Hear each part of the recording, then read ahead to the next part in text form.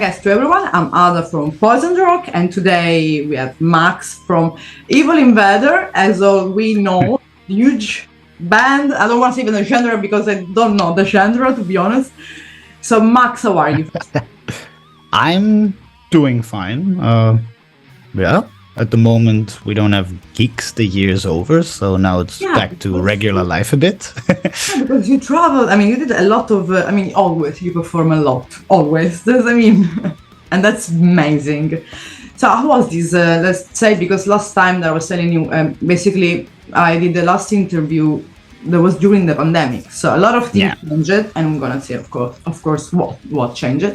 But I'm mainly about coming back to do live shows. So the pandemic ended, and you just basically are everywhere in the world. I mean, you conquered the world. I mean, what happened? I mean, how does it feel? Because of course you're playing a lot, and it's beautiful. Definitely. Well, I mean, of course, it was a bit weird in the beginning to come back from zero, nothing to okay, everything is back to as it was before.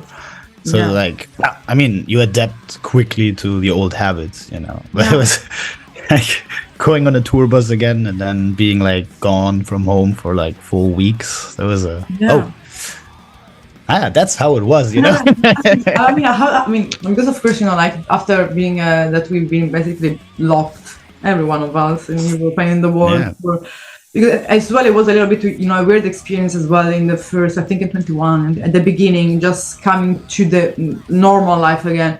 So, I mean, how did you feel taking your guitar, going back on stage the first time after that? Because of course, if I'm not wrong, you performed, it was a Elf-Fest, it was all recorded.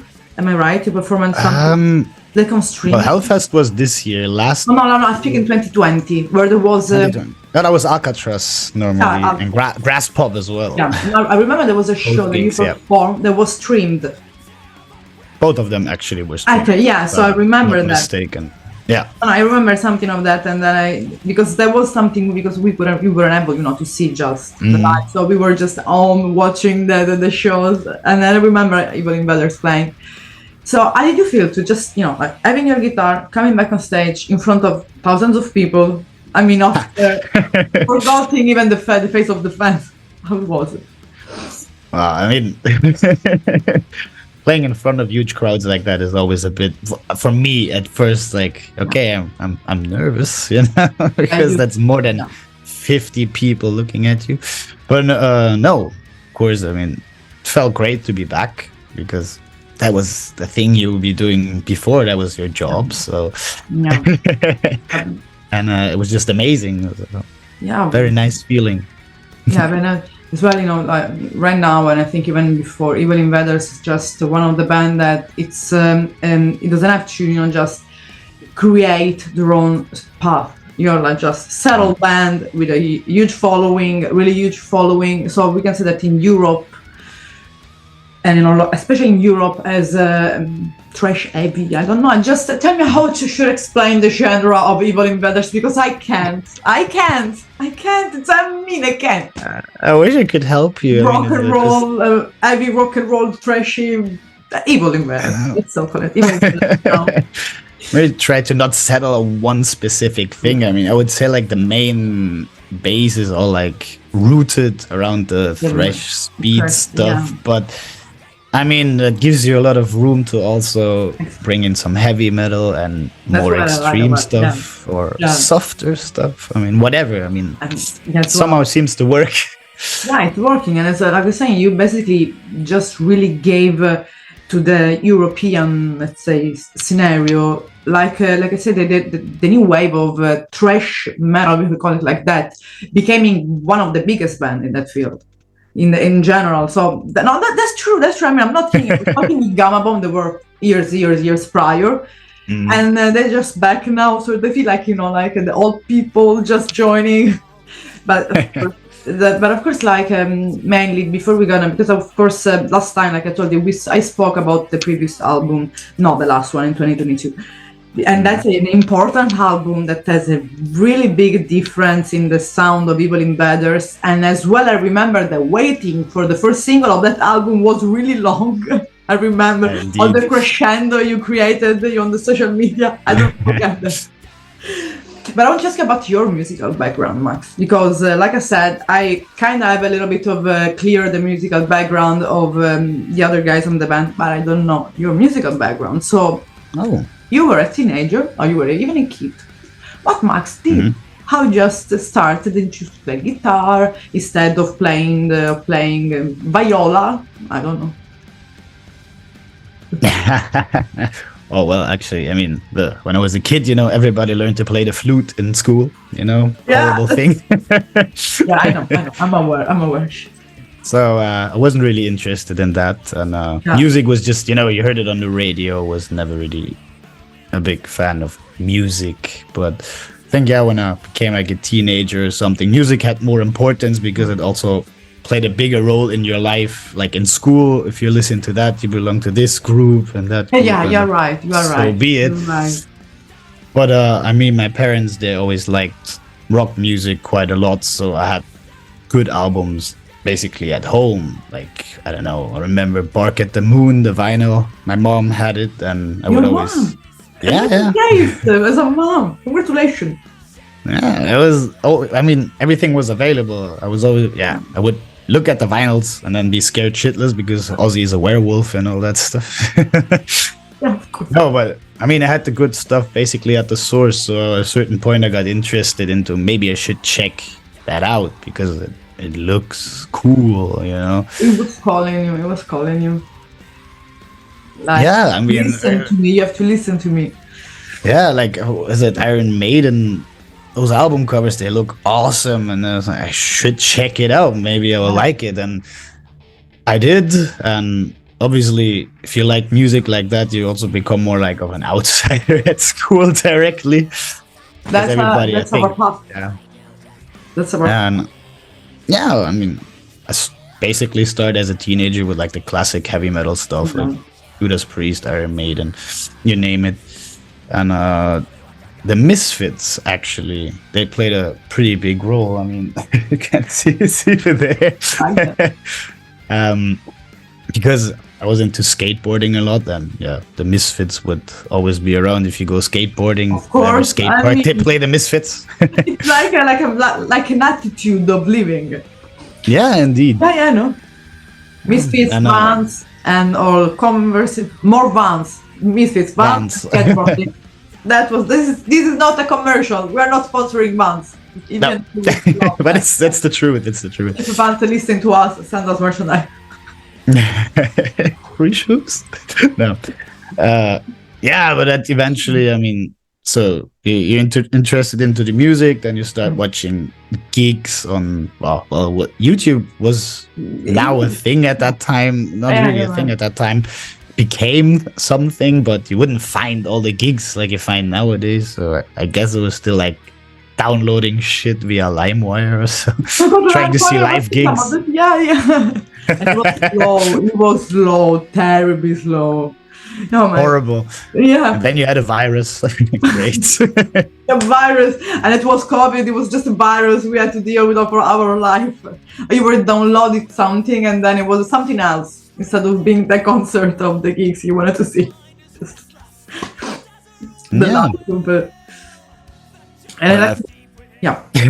I got really interested into actually watching those live gigs, and my mom showed me like a VHS of the Freddie Mercury tribute concert from '93.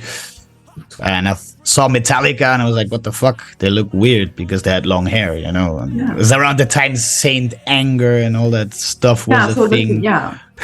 So seeing like 80s, early 90s Metallica was already weird.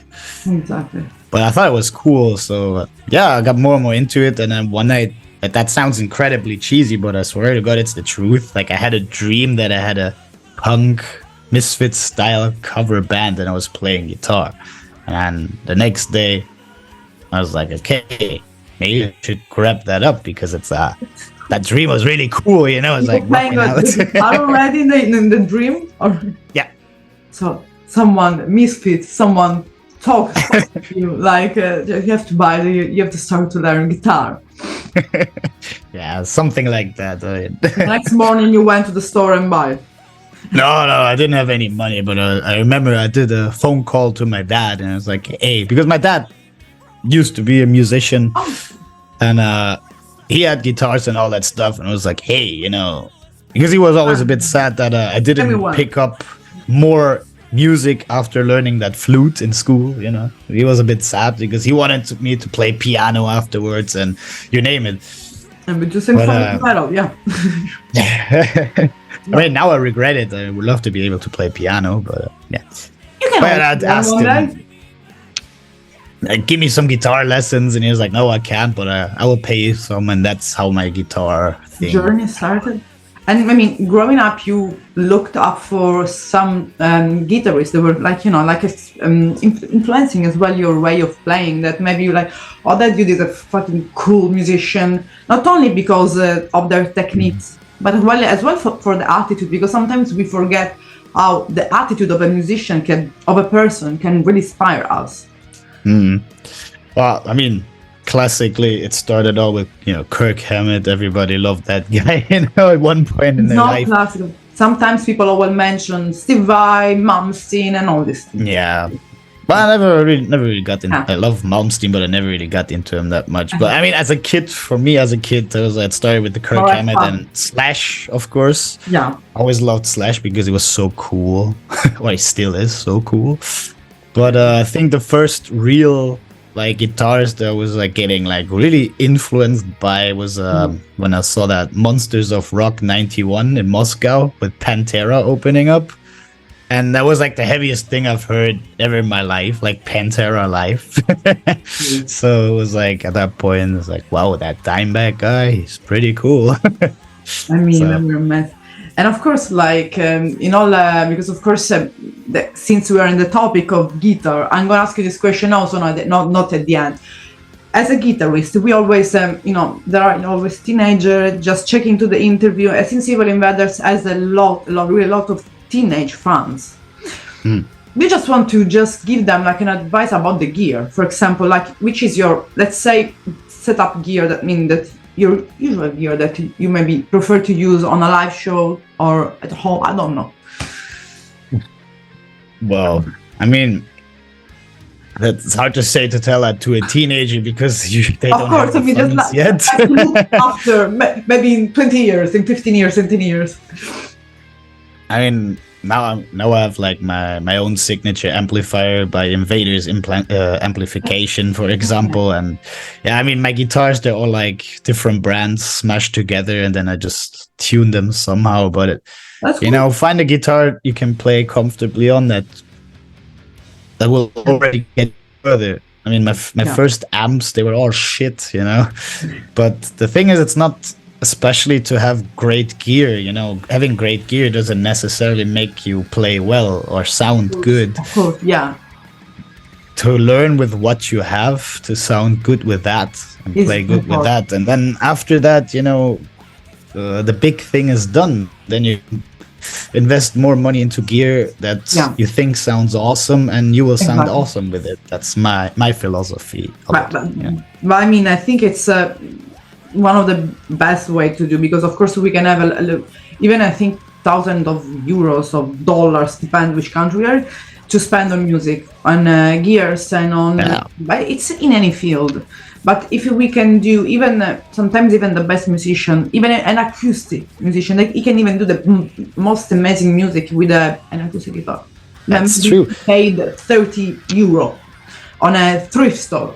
I don't know. Yeah, exactly. That's how it is. I mean, my dad has this beautiful Gibson Les Paul, and I was always bugging him, like, come on, let me play that guitar. Give me that guitar.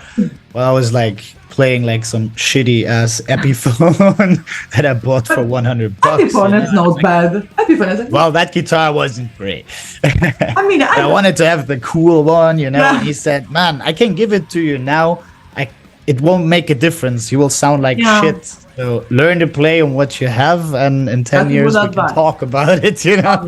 Good advice your father gave you. That's the truth. And of course, just coming back a little bit about because of course during the lockdown you didn't release any album, so there was a kind of waiting, you know, like before 2022, before sharing reflection to just came out, because I remember the first single, the first video being released, there was kind of hint, like almost a countdown, something all became black on Facebook pages. And every one of the fans was waiting, like, what's happening? What's happening? What's happening? It's a new live, it's a new album. And when the first single was out, the first video, everyone was, and I remember even the comment of the people, we didn't expect such a change. I don't want to say change of sound, because there's still the sound of Evil Invader, but it's more mature. It's different, it's deep. And what happened? Really, it is. Even the vocals of Joe, that are one of the most, I think, amazing in Europe that we have. What happened? I mean, during this lockdown, did you change everyone just to wake up one day? We're a deep person, we changed everything.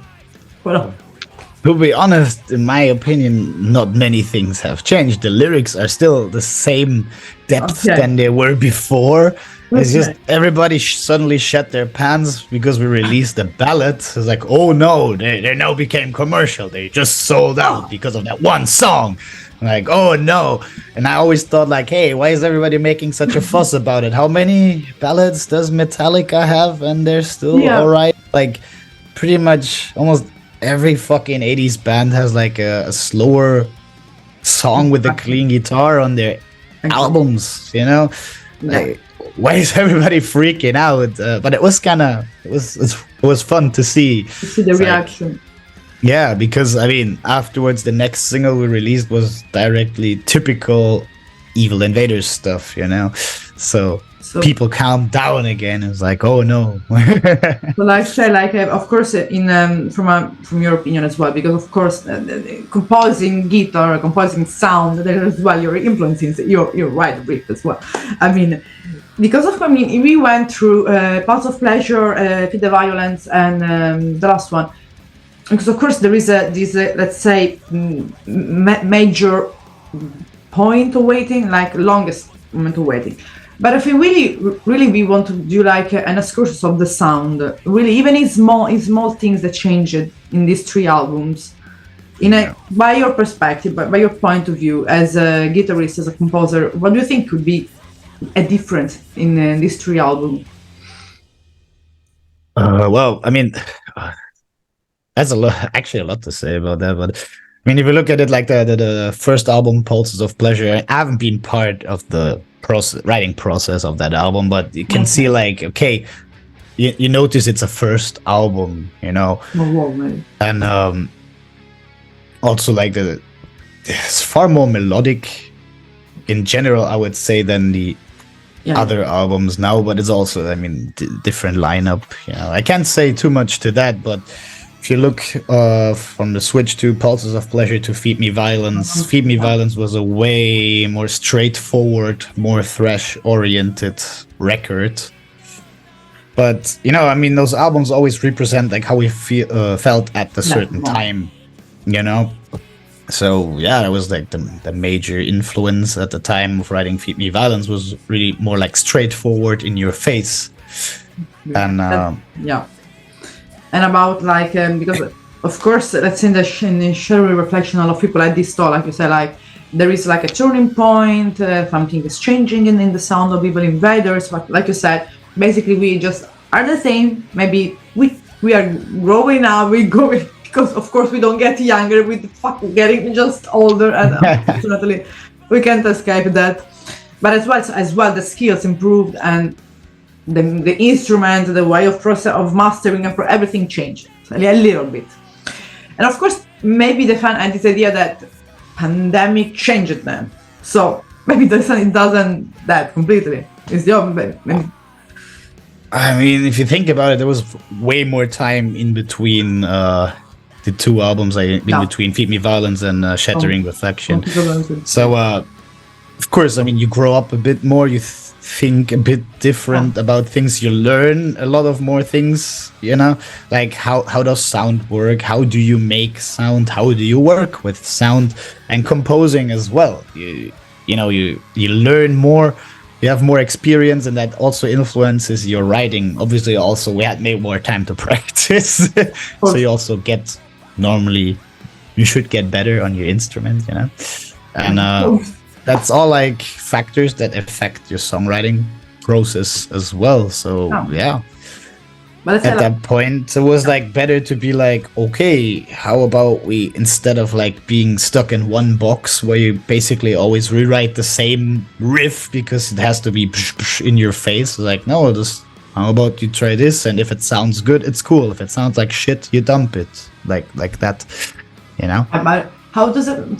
Because of course you're speaking a little bit. You just like say a little bit of the processing and writing. Mom. So of course I would like to ask you, how is let's say a typical day of composing, writing, recording, or in general of Evil Invaders? Oh, it's not that special actually. I mean, one of us, let's say, would he gets an idea, like, oh yeah, I have like this riff in my head or whatever, it sounds cool. You record some riffs on your computer at home, so you don't forget them. Very important. And of course. Yeah, basically, in the end, it just you punch some ideas together. If they match together, that's like, okay, you have like basically a structure, and then it's time to send the stuff around, get ideas of the others, what they think of it. Like, is this cool? Is this not? Like, somebody else will have maybe a riff for it as well. It's basically then the puzzling process starts, you know, like, okay, yeah, I have this, you have that, and then we do this and that. And then there will be like a raw structure of a song, and then it's up to refining that, you know. Then refine that, of course.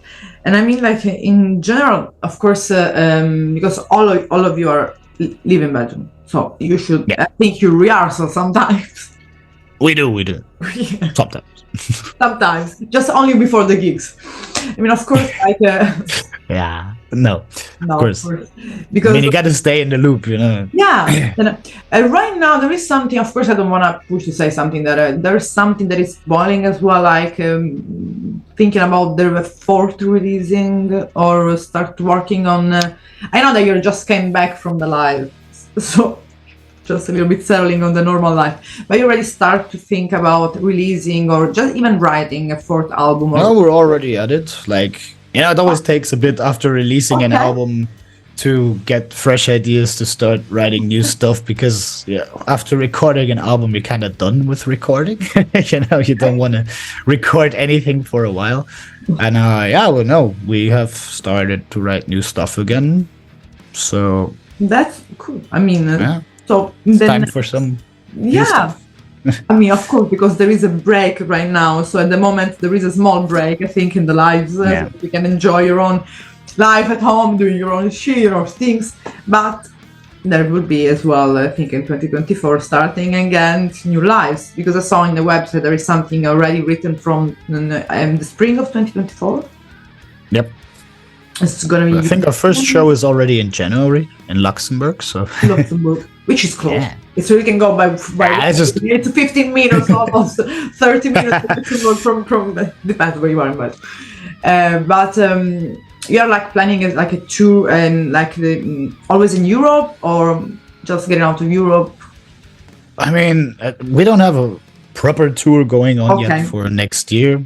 But I don't exactly know the big plans for next year, because I mean, we also have to think ahead, like, okay, we have to, well, we don't have to, we should get material ready and eventually also record it. But I mean, we have some gigs already lined up for next year that are pretty cool. So, well, I mean, it's still early, so to say. A lot of gigs can come in, you know. But I saw one that has been already announced that you will perform in Summer Breeze in Germany.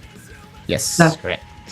It's one of the best festivals I've ever been to. It's cool there. Yeah, fucking it's amazing, and it's a lot of fun. People and organizer, they are really, really good people. I like them. It's like once I wrote in some live report, Summer Breeze is like home, because it's. They can really lie down on the VIP area. Good night. See you tomorrow. no one bothers you. That's one of the few places that I've been. So, and as well, for like, of course, I think you really did a lot of show this year.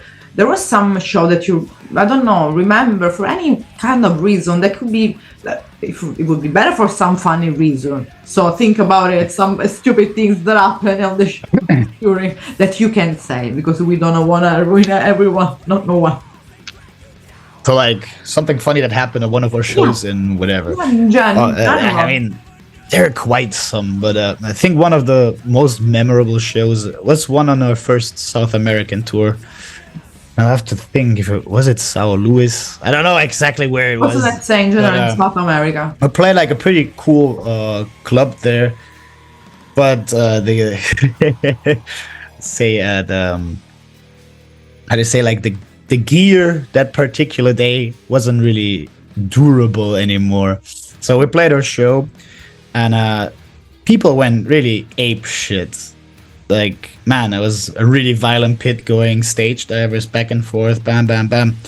Okay. And I think at one point, like some fan just fell into me and my guitar. So obviously I snapped the string. I'm like, shit, and I don't have a spare. So I was like, okay, I have to do something. So, grab my guitar and I run outside the club because I gotta restring that guitar, gotta tune it, and whatever. Like trying to be like outside of the club, fixing my guitar, and by the time I come back, somehow the gig already has ended. I look on stage, the drum kit is in pieces. It fell apart while I was outside. What happened? A rebellion, a revolution? No, I don't know. The drum kit fell apart while Santa was playing. He was probably playing too fast and too hard, and I think just fell apart. And Joe was somewhere in the crowd, people screaming at him, and I look at on the stage. You lost him. Like, what the fuck? And the microphone, it was still hanging in there, but like the cable was completely ripped out. So within those 5 minutes, I was gone. Complete chaos and mayhem started in that club. We're like, okay, the show was over. I think we played 40 minutes. We still had 20 minutes on the clock, but we couldn't finish the show because the drum kit was broken. The cable was jamming, ripped out. like a jamming some bongo. Yeah, that was sick. That's good, but I think as well, like that was sick, but it was nice memory because that's a really having. Oh, definitely. These are the things that happen from all of a sudden, and that's the best way. Yeah. About memory, yeah, it's always beautiful, and of course, like always speaking a little bit about yourself as well. You mentioned your influences. You mentioned you're a guitarist, but I think I did this question to Joe years ago as well. But I want to ask you the same to you because I always used to do this question.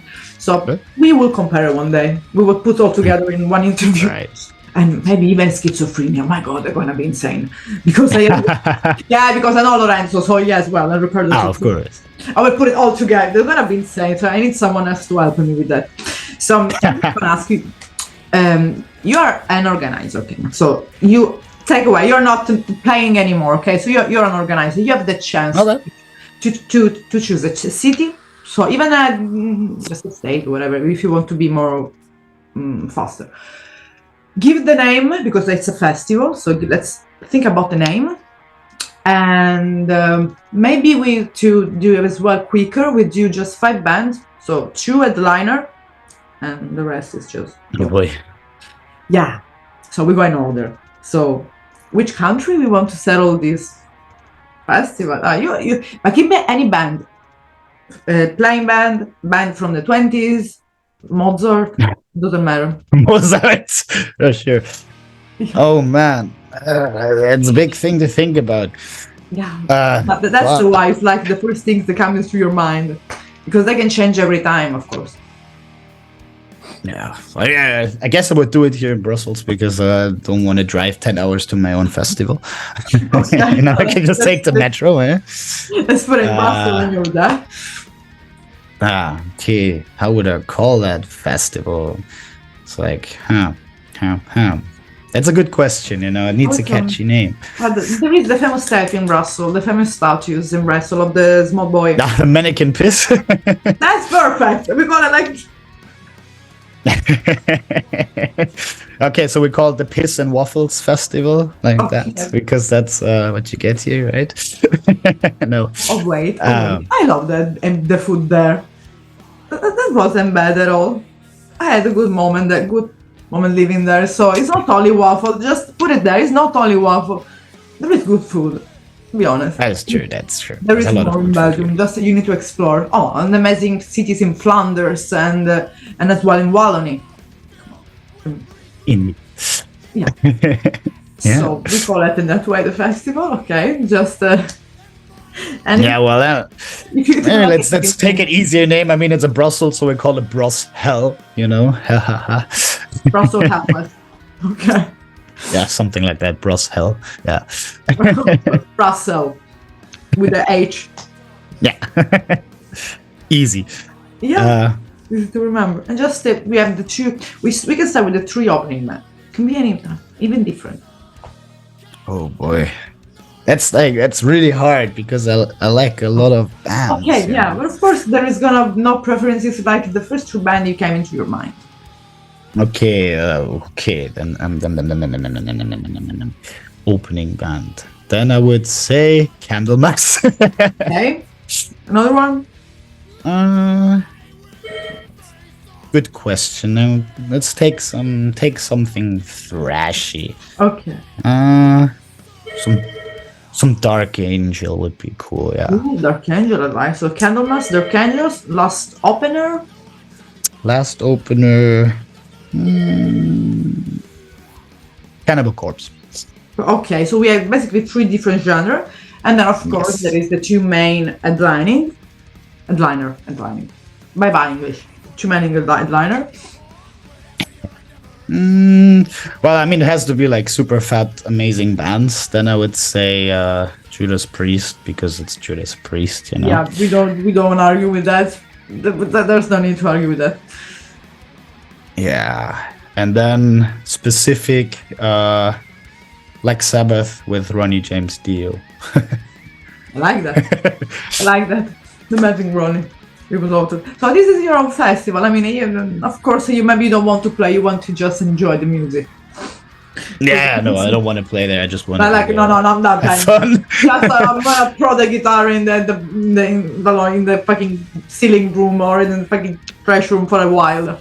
Just thinking about other stuff at the moment. So basically, the actual project is resting, I think, just enjoying daily life, and then for 2024, the people can just take a look to the website and the social media to be up to date on everything. I mean, right now, it's the end of the year, but social media is always active, so stay tuned. You know, there's gigs coming in, so we'll announce them soon as well. Yeah, of course. So it was really a pleasure meeting you, Max, and likewise. Yeah, as well it was fun because it's I like a lot. Like I say, I find that EVIL Invaders is really like just not only good musicians, but as well fun people that you can hang out with, have fun with, and then that's a good thing because you have a good relationship with the fan. You're not like, the one that hides, that goes away to the fun, bye. You enjoy and spend time I'm with a fan myself, so... Of yourself. Of yourself. I'm a fan of... No, not of myself. I'm a fan myself, Like, I go to gigs and I love the music, so I'm a fan, So it's from fans to fans, basically. And that's good. And I really like your music. It's really amazing. And keep your riff in that way. I love them. I will always say that EVIL Invaders, Schizophrenia, Beast, they're the best band we have in Europe. Plague Maze, I don't have to forget that as well. These are like the top 4 band in all Europe. And I'm basically going to interview one of them now because I want to end the year in that way. But you guys have been out there for quite a while now. So basically becoming the father now, all the younger bands. Oh boy, yeah. If you think That's about a nice way to say I'm old. Well, I'm older, I'm for sure. If you think about the new guys that are 23, 21, it's weird. Yeah, they never saw the Twin Tower. Oh boy. Yeah. It's really weird. It's anxious, give me anxiety. Okay, I'm gonna have an herbal tea for coming. If you think about it, it's true. So if you're born in 2001, you never saw the Twin Tower. That is correct. Well, I also just saw him on TV, you know. Me too. I was, of course, I was young, but as well, we are getting older, so we have to teach to the young people to good to behave good. Correct. So go to eat like your vegetables. It's green. It doesn't hurt. It's good. And play guitar and be an outsider, I would say. So Correct. thank you so much. Max, really was a pleasure, and hope to see you soon at some gigs, or I don't know, with my address still locked there in Belgium. Yeah, sure. It would be nice. Yeah, of course. Thank you so much. Have a good rest of the day. My pleasure. My You pleasure. too. Bye. Ciao, ciao. Ciao, ciao.